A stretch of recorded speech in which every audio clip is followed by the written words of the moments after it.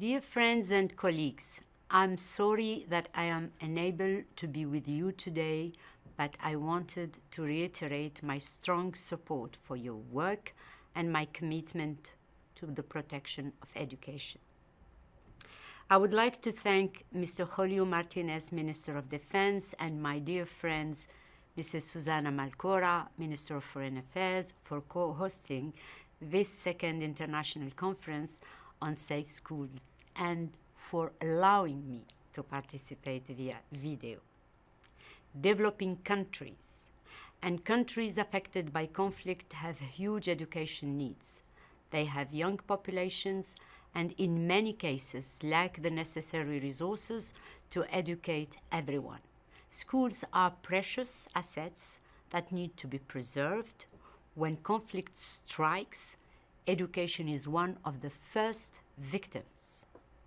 Our reporting shows that attacks on schools, teachers, and students are prevalent in 19 out of 20 situations of conflict on our agenda.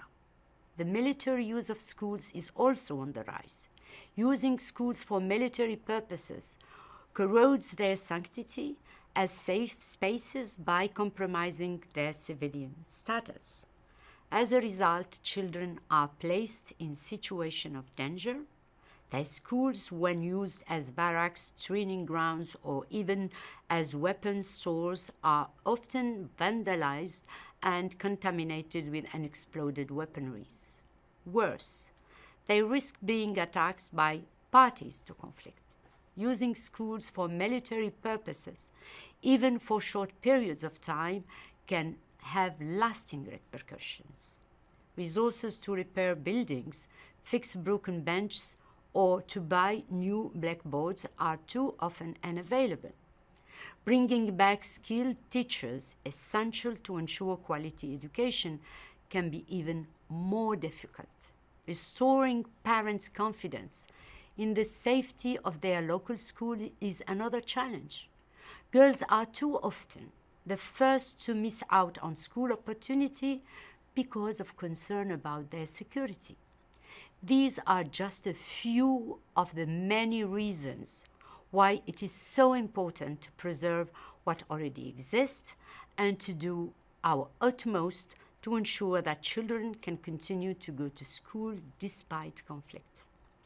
In 2050, the Oslo Conference generated an important breakthrough for the protection of education. Less than 2 years later, 59 states have already endorsed the Safe School Declaration, including several countries affected by conflict like Afghanistan, the Central African Republic, DR Congo, and Nigeria, as well as a number of troop-contributing countries and states that deploy international forces across the world.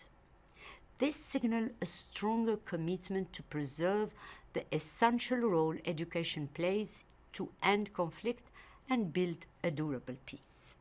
1 month ago, I was in Paris with some of you to witness France and Canada's endorsement of the Safe Schools Declaration. Today, I would like to invite all those member states that have not yet done so to join them and the 57 other states. For countries living in peace, the Safe Schools Declaration is a political commitment to protect education and preserve the sanctity of schools. In countries affected by conflict, endorsing the declaration is also a commitment to take concrete action to stop and prevent the military use of schools and to strengthen military chains of command in that regard. Each new endorsement contributes to our goal, a universal norm on the protection of schools, teachers, and students in times of armed conflict. This is important because we must use all the tools at our disposal to reiterate this simple message. Education for all is not only a sustainable development goal, it is a right for boys and girls, and we have an obligation to ensure that they can go to school safely, no matter where they live and no matter the circumstances in which they are growing up. Together, we can end attacks on education and the military use of schools. Thank you.